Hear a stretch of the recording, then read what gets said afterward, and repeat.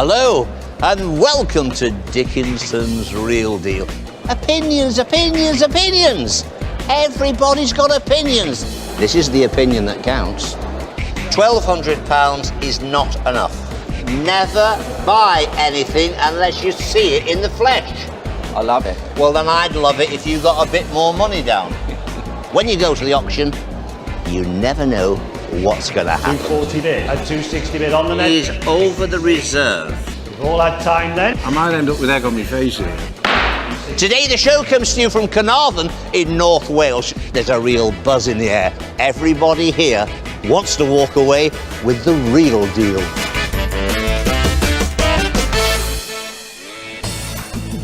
The den's full of people desperate to see our dealers. Tell me about the Charlotte is kick-starting the day with Helen Gardner.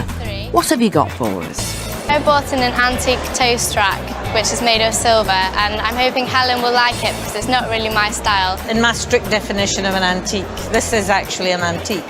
And it's also useful. You could actually use it in the morning to stack your toast. Time to earn your bread and butter. Charlotte? Hello. Nice to meet you. Nice Hello. to meet you too. Now you've brought a toast rack. I have. What can you tell me about this toast rack? Well, I know it's dated from 1803 in the reign of King George, and I know it's King made George of silver. the what? The third. Oh. Yeah. Yeah, and it's silver? Yes, it is. And so you know it's that date because of the hallmark? Yes, I do. Just let's have a look at that hallmark just while we're talking about that. So there's the hallmark, London, IM, and an H. So we think that's 1803. 03, yeah. That's a long time ago, isn't it? I know. Did you think they made toast 200 No, I years didn't. ago? I couldn't work out how they made toast that long ago.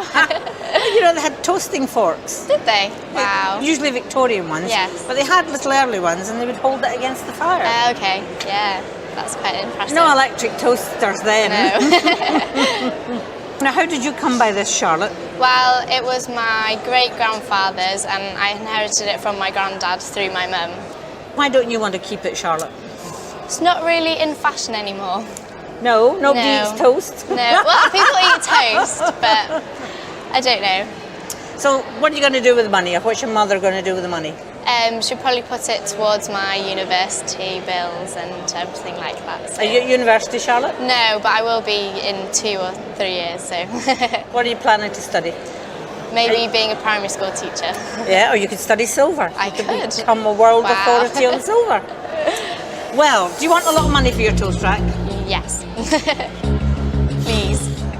Let me see.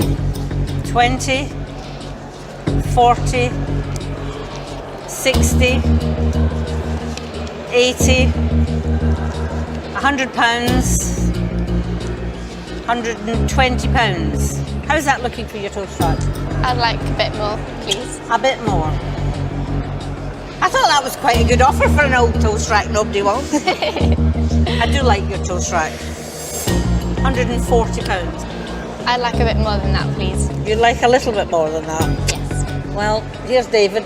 Now, the estimate I've got, both from the independent value and the auctioneer together, really, starts at 120 and goes up to 150. Yeah. You've got £140 on the table. I'm going to say it is a very generous offer. On saying that, it is a very stylish item, and the wee Helen is a stylish item as well. She is. Thank you. A great offer. I think it's fair. I would accept it. Is there no way you can raise it a little bit? Look, I really like that. I want to buy it. It's £150. That's my very last offer. I'll accept it. Gonna accept it? Yeah. You sure? Yeah. You use that money wisely and have a good education. Thank you very much. Thank you for bringing such a nice thing. Thank you. Thank you.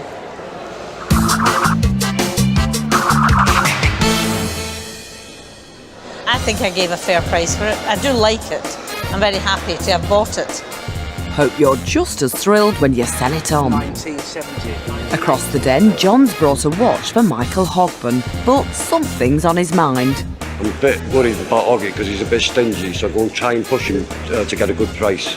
I quite like Amigas. They're top end, but not as good as a Rolex or a Cartier, but I will be bidding strong on it. Sounds like there's no need to worry then, John. you bought me in a nice little 9-carat gold Omega ladies watch. Where did you get this one from? It belongs to a friend, and she's asked me to bring it in to sell it and get as much as I can for it. So you're the agent selling today. People recognise the brand name as a watchmaker, so they obviously like Omega watches. Yeah. They're still sold today, they're still made today. And what people look for in watches, especially today, is fashion items. And this one is sort of 1970s, 1980s, isn't it? Right. And you've got this gold strap, which is all intertwined, which is almost like a bark decoration. And then you turn it over and it's smoother this side, so you can wear it. You've got a wind-up action. I don't know if it works or not, it doesn't really matter. Yeah, it does work. It does work, yeah. It's just a petite ladies' watch, really. You'd have to have quite a small wrist to fit that, really, wouldn't you? Yeah. Wouldn't fit us men, would it? No. If we have a look at this, we can see a 9-carat gold hallmark on it. Swiss made, which is what we want to see on an Omega watch. So, your agent, have you got a price in mind what you need to get for your pal? Yeah, roughly. I've got a price in mind as well. Right. Do you want to just cut to the chase and go straight to the money? No, go on. Yeah, why not? It's always the best bit, isn't it, eh? So, here we go. 50, 100, 150, 200. That's a good start, that. I'm on 200 quid, John. I think that's about all I want to pay for this, really, to be honest with you. I've got to make a profit. I understand that, yeah. I won't be selling it as scrap, I'll be selling it as a watch. As a watch, yeah. John, let me just interfere here with the young Mr. Hogburn. 200 to 250 is where the estimations on this watch is. If you weigh the metal, the precious metal, at this moment and take out the movement, which we've done, there's about £240 worth of precious metal. Any more, Hoggy, or is that it? David, I think you've hit the nail on the head. There's 40 quid profit in it if I sell it, you know, that's about it, really. Okay. If I restore the movement, it's another 40 quid, and then I'll get another 40 quid profit. Okay. You may get a bit more at auction, but you would have 15% to take off. At 250, you'd have 40 quid to take off, which would only give you 210. So, on the day, Hoggy, I think that's a good offer. Okay. What do you think, John? Not one more note. 200, John, is all I'm going to pay. Okay. That's You the right? deal. Thanks a lot.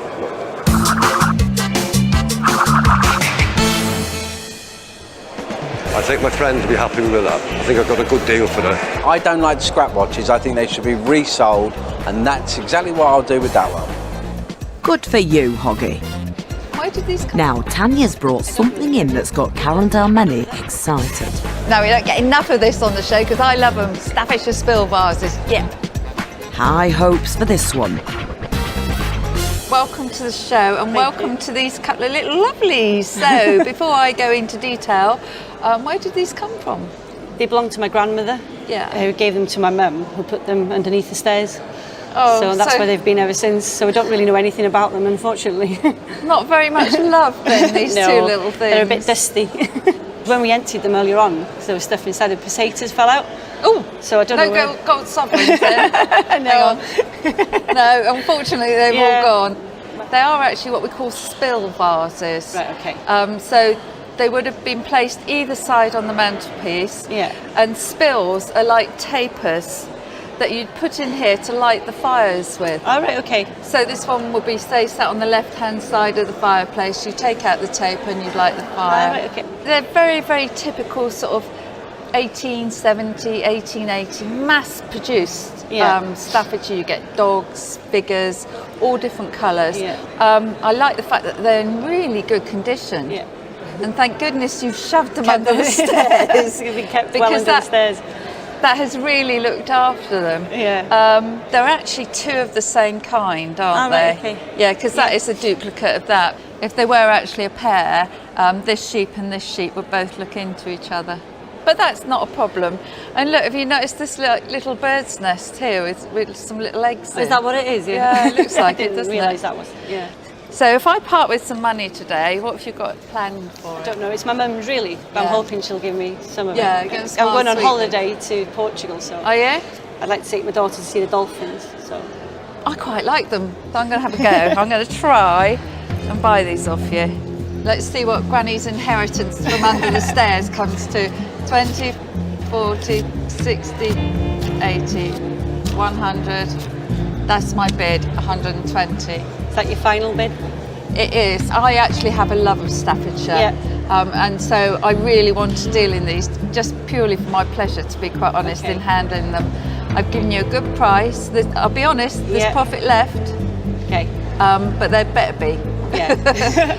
And I think you're quite happy with 120 Yeah, I quid, mean, aren't you? 120 for something that's been underneath the stairs for 26 years is good. So good news for Mum when you go home then? Yeah, and let's for me, shake. hopefully. Yep, thank you Thanks very much.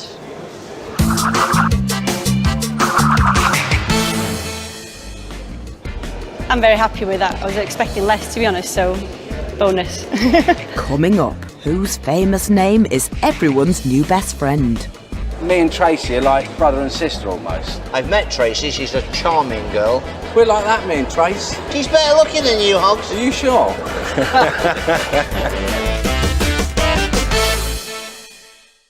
Welcome back to Dickinson's Real Deal. Shams brought in a silver trophy for Simon Schneider that's right up his street. It's very me, early 20th century decorative art. I really do like this and I really hope I can buy it. Let's see if you can. Now Sham, you have brought in a very attractive Art Nouveau silver trophy. Perhaps you'd be kind enough to tell me how you come to own this. Well, I was in Sri Lanka last month and my mother gave this to me. She's 92 years old and this was given to her mother because she used to exhibit chickens and it was given to her for the best exhibit. So she offered it to me and it was very tarnished. So I didn't sort of take much notice. So I said, get it cleaned. And then I saw the hallmark. So I thought, it must be some sort of value. So I brought it with me. This actually ended up in Sri Lanka. Yeah. But it started off life in Sheffield. Oh, I see. And you're absolutely right, it is pure silver. Awarded for, as you said, for the best chicken. Chickens, yeah. I think it's a really nice piece of silver. And as you said, you can see some hallmarks here. And what we've got here, we've got the maker's names, which is JD&S, and that's James Dixon and Son. And they would produce masses of cutlery, tea sets, trays, very, very prolific manufacturer. And this piece is unusual in a sense because it is very, very Art Nouveau in style. You've got these three handles coming round, this lovely little, can you see these little flowers coming off of the handle there? Is that a shamrock then? I think so, yes. I believe it is. And it comes down on this pedestal base which flares out as it goes down to the base. And it's been mounted on this, this is silver plates, this stand. Yeah, that's not silver, that little bit there. So what one could do is one could just take it off of this stand if you wanted to and just have it as a bowl, which if I could buy it from you is probably what I would do with it because it's almost too nice to be a trophy. Yeah. It stands on its own as a very decorative piece of silver. And it's got an inscription, a challenge award for best poultry. I think it's quite amazing that something which I think is incredibly beautiful actually was awarded for something as perhaps insignificant as best chicken. But there you go. So well done you for bringing it all the way back from Sri Lanka back to its country of origin. Yeah. Why are you selling this piece of silver? Because there is no sentimental value at all. I really like it. And I think I better put my money where my mouth is. I think so. And try and buy it from you. £50 wouldn't be enough. £100 wouldn't be enough. I don't even think £150 is enough. I would like to pay you £200. Can you go a bit more? The value of the bullion of this is probably around £150, £160, so I'm already quite a lot over its scrap value, and I think it would be criminal to scrap that. But I will give you a little bit more for it because I would really like to buy it off you today. So there's £220 on the table. Can we have a deal? Yes, we can shake on it. Well, thank you very much, and well done you for bringing it back. Thank you.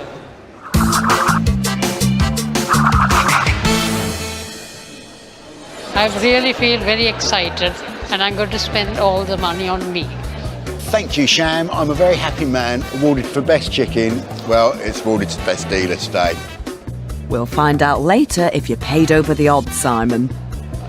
Now, let's catch up with the Duke, who's surrounded by a stunning collection of royal memorabilia.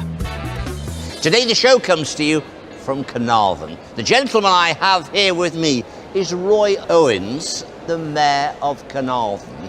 And items you see in front of us have a great significance because they're all to do with the investiture, of course, of the Prince of Wales, His Royal Highness Prince Charles in 1969.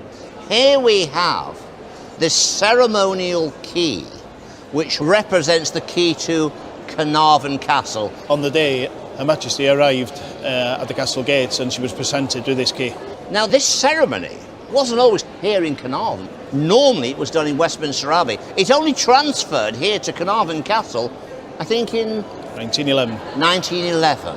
That's the programme of the day they put together, and it's nearly the same as the 1911 programme. Really? It's no different. The dress code in it is very strict. What I think is very, very important is this object we have in front of us. Now, this is the kneeling stool that His Royal Highness was kneeling at for the investiture. Welsh slate. It's local slate from Dinorwic out in the country, and they wanted something Welsh, so that's the nearest thing you can have. What about this chair here? These chairs were for the VIPs. There's a few hundred of them, not for everybody.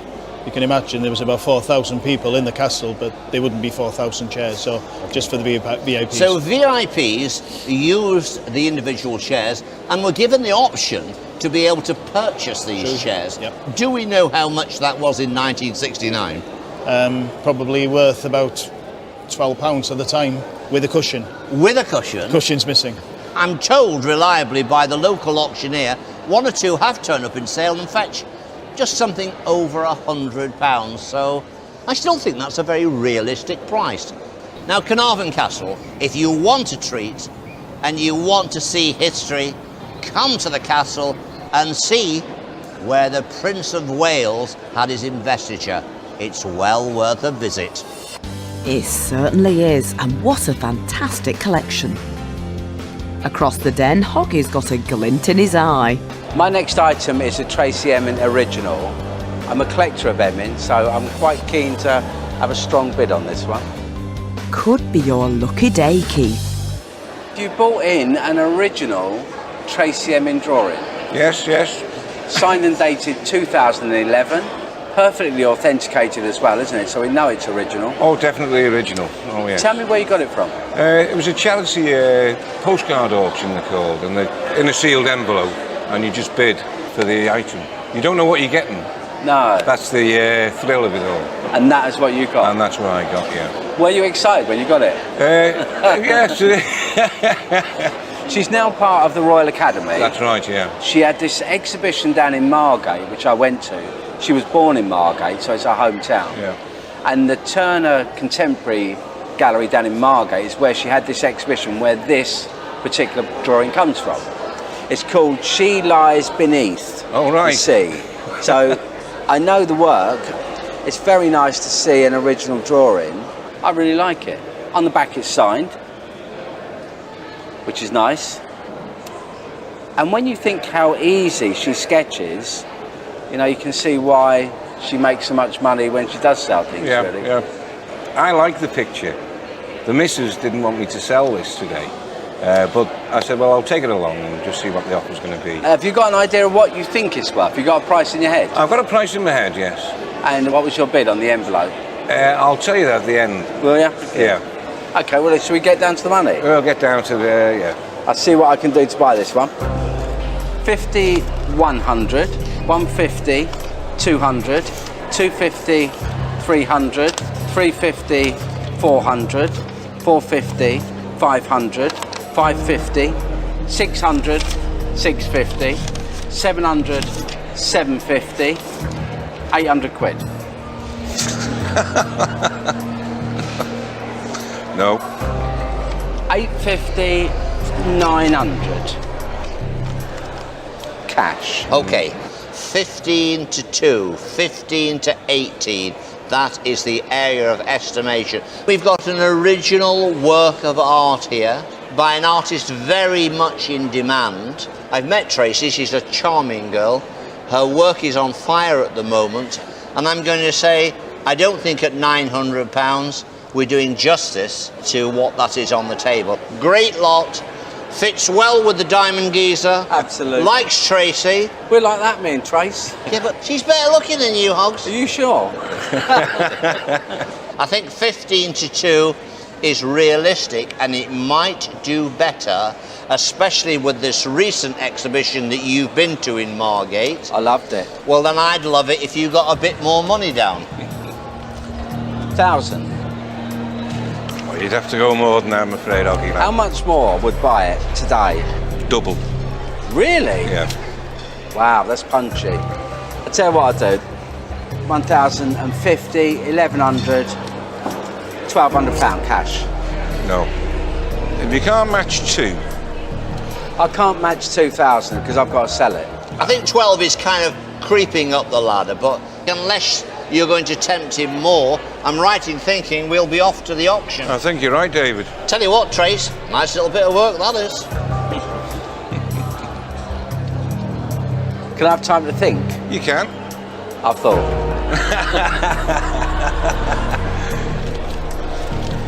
1,400. There's bigger players out there, Hoggy. 1,400 final offer. I'll be going to auction. I wish you luck. Okay, thanks, Hoggy. How much did you pay for it? 460. Good luck in the auction then.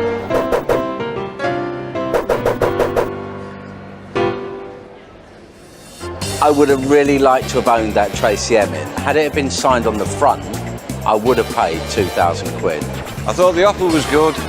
It's going to auction. I think I might double the offer. That's £2,800 you're looking for, Keith. Let's hope auctioneer Simon Bauer can draw in the bidders. Do you like the image, the reclining nude image? I think it's a lovely image. Yes. And I don't know, show it to some people and they go, Michael Hogburn, he's a fan of Tracy. He sat down with you, and I think he offered you a very good price. He offered you 1,400 quid. I might end up with egg on my face here. Now, why weren't you... Well, you know, Hoggy, he can be a bit careful with his pennies, can Hoggy? OK, there was a 1,500 reserve, but you upped it to 2,000. Hey, clever clogs, up to 2,000. Did he do the right thing? Let's find hope out. so. 155 is the Tracy Emin, with the relevant provenance paperwork with it. Interest for me to start, ladies and gentlemen, I've got to start it at £1,200. No, that's down. £1,200 I'm bid for the Tracy Emin. Signed as well, at £1,200 I'm bid. 1,300, at 1,300, 1,400, 1,500.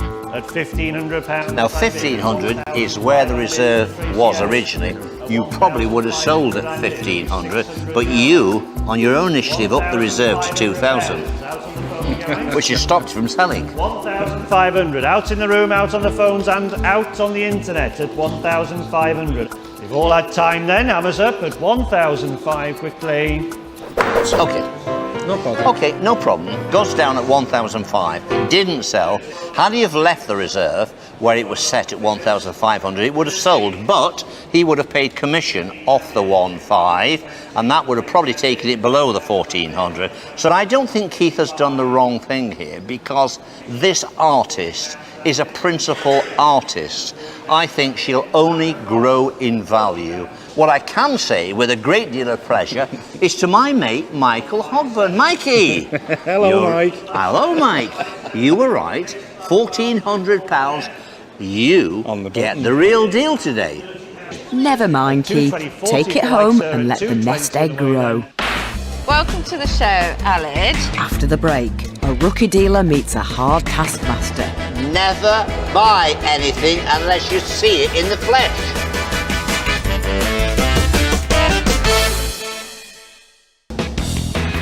Welcome back to Dickinson's Real Deal. We're in the town of Carnarvon in North Wales. Alid is with Karen, who sniffed out something she likes. Now, 3 lovely little period snuff boxes, just my sort of thing. But there is a ceiling, I can only go so far.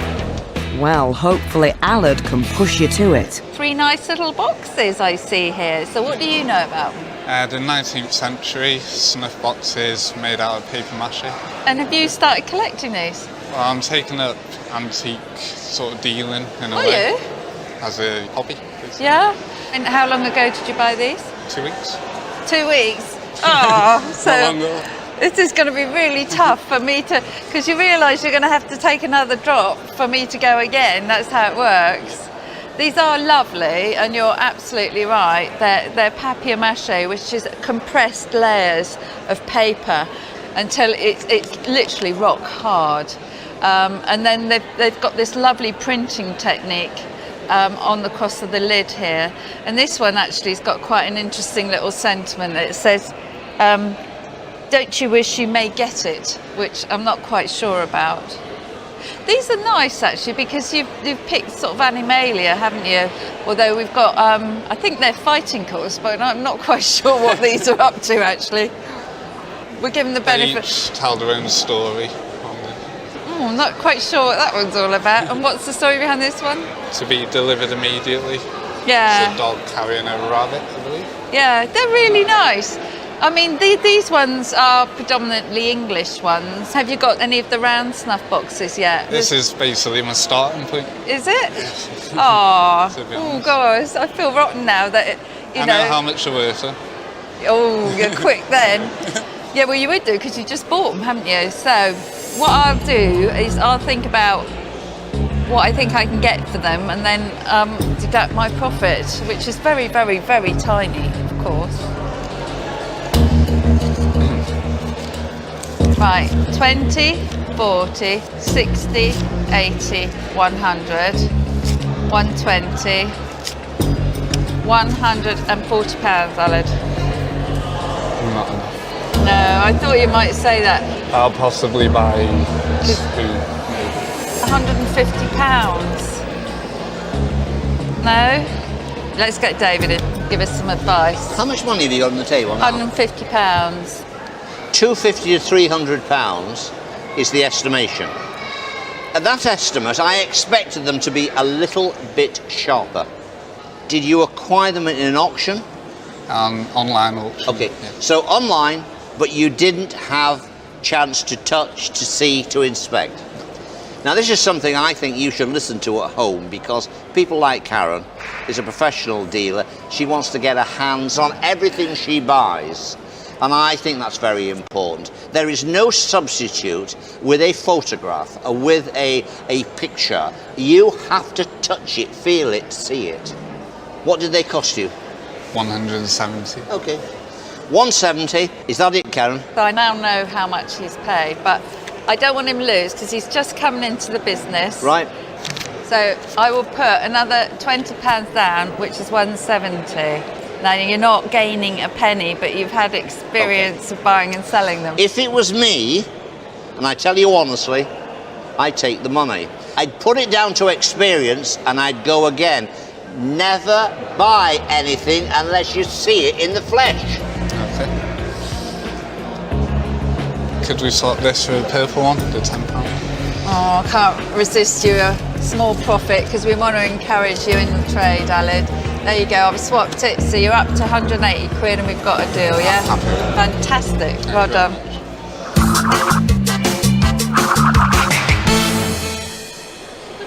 Wasn't it great to get a youngster that's dealing in 19th century stuff? Love it.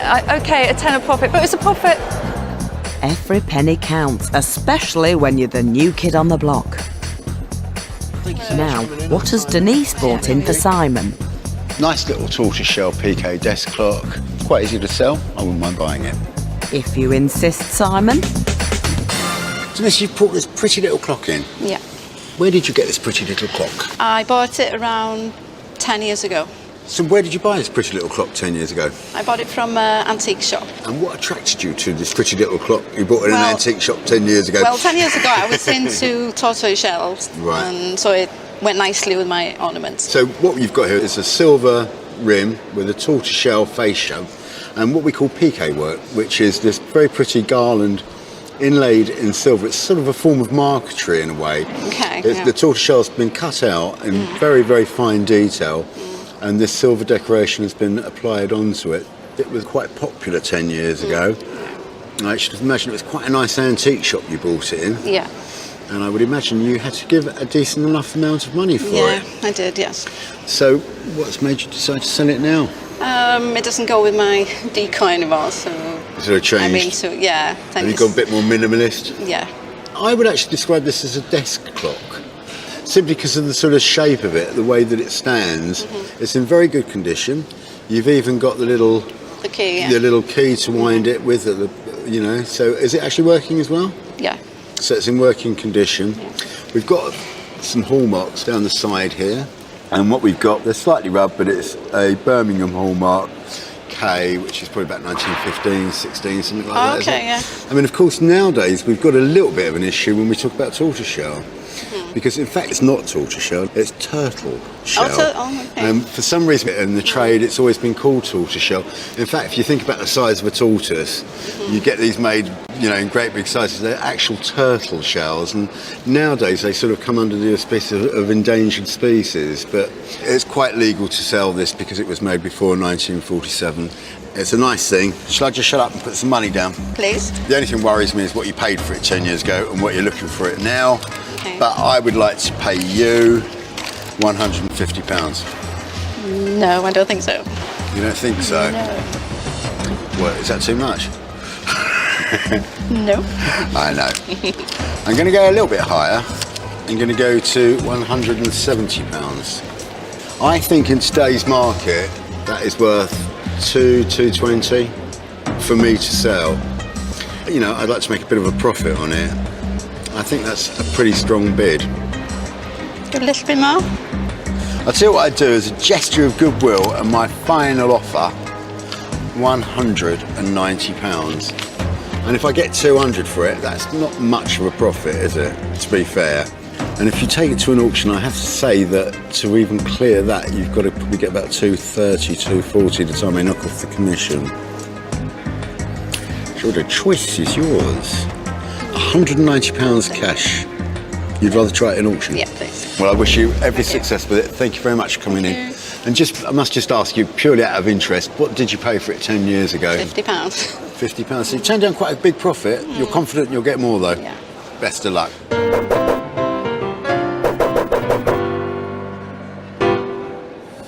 Series 60 again at 150. Alex 60 now, 150. Pass on. Coming up now is the beautiful silver and tortoiseshell cased clock. It's marked Birmingham 1909. 190, I have to say, was a good offer. Because don't forget there is commission involved here in the sale room, so it might be a little bit tight, but it's quality, and because of that I expect it to do a little better.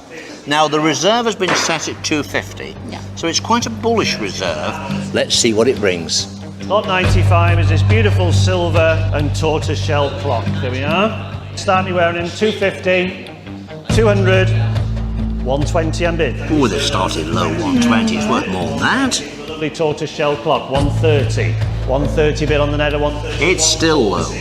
At 140 bid, at 140 bid, 150, at 150 bid, 160, 170, 180, 180 bid, at 190, 190 bid, 200 and bid. Now that's just a little bit more than Simon offered you on the deal estate. 220 bid, 240, 240 bid, 260, at 260 and 260, so he's over the reserve. £260 and bid. Are we all done then? Anybody new quickly? Hammers up, you're all done then at 260. Gavel's gone down at 260, but we have some commission to take away. £213. Okay, What's your thoughts? That's okay, that's fine. You're happy with that? Yeah, sorry. And you're satisfied? Yeah. Okay. Thank you. On the day, Denise says, I'm happy with that. It was worth the gamble. I'm still going home with £213. That's the real deal. That's over 4 times what you paid for it, Denise. Well done. Iriona, Coming what a up, beautiful Helen's name. in love with the name. Say it for me again. Iriona, beautiful name. But will the ring make her feel the same? £800. Welcome back to Dickinson's Real Deal. For the last deal, Ariona is at Helen's table, and she's way down with a whopper of a diamond. I bought in the ring today and I'm not going home without 1,800. A bit of flash, bling bling. Has someone taken a liking to it? Iriona, what a beautiful name. That is say it for me again. Iriona. Iriona. It's a proper Welsh name. Beautiful name. Very pleased to meet you. What can you tell me about the ring? Where did you get it? Well, it was my cousin. After she died, her husband came over and gave me that ring. Came over from where? America. Ah, I see. So Yes. this is an American ring? I see. It's rather nice. Have you worn it? I have a couple of times, yes. Yes? Yes, but it's gone too small for me now. Why are you selling it? Just because it's too small for you? Yes, and I'd like to buy another ring. Well, it's a very, very flashy ring. Nice big stones, although I think one of them's got a chip somewhere. I'm not quite sure how you chip a diamond, presumably with another diamond. I'm just going to take it out and have a little look. And it's 14 karat gold. It's 14, yes. Yes, it's not an old ring. It's, I don't know, maybe 1950s, 1960s? Yes. How would that tie in with your dates, Iriona? Yes, I think so. So, how much money do we want to pay for this ring? A lot. A lot of money. Gosh. 1, 2, 3, 4, 5, 6, 7, 800 pounds. No. No? No. 900 pounds. 1,000 pounds. No. There's 1,000 pounds for your ring. No. You turning it down? Yes. Do you want a lot more than that? Yes. Have I got a lot more to give you? I hope so. Let me see. 1,100. 1,200 pounds for your ring. No. No. Okay.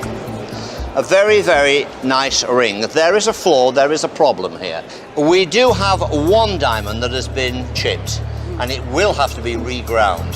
15 to 18, 15 to 2 is the estimation. £1,200 is not enough.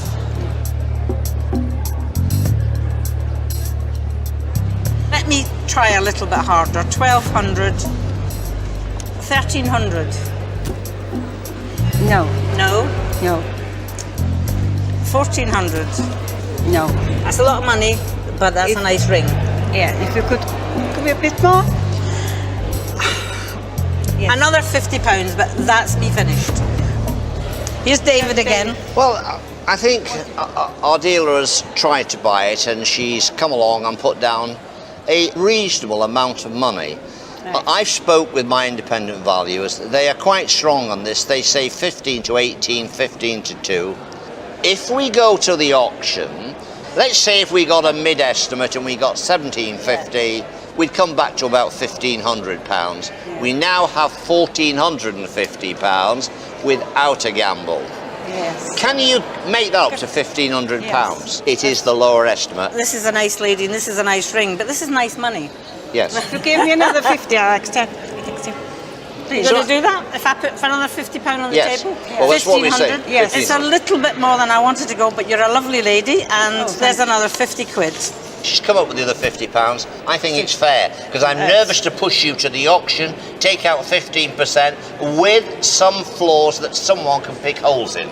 I'm going to say, take her money, and it's a deal. Thank you. £1,500 on the table. I think I'll accept, yes. You're going to take that? Yes. Thank you so much. It's been a great pleasure. Thank you. Thank you.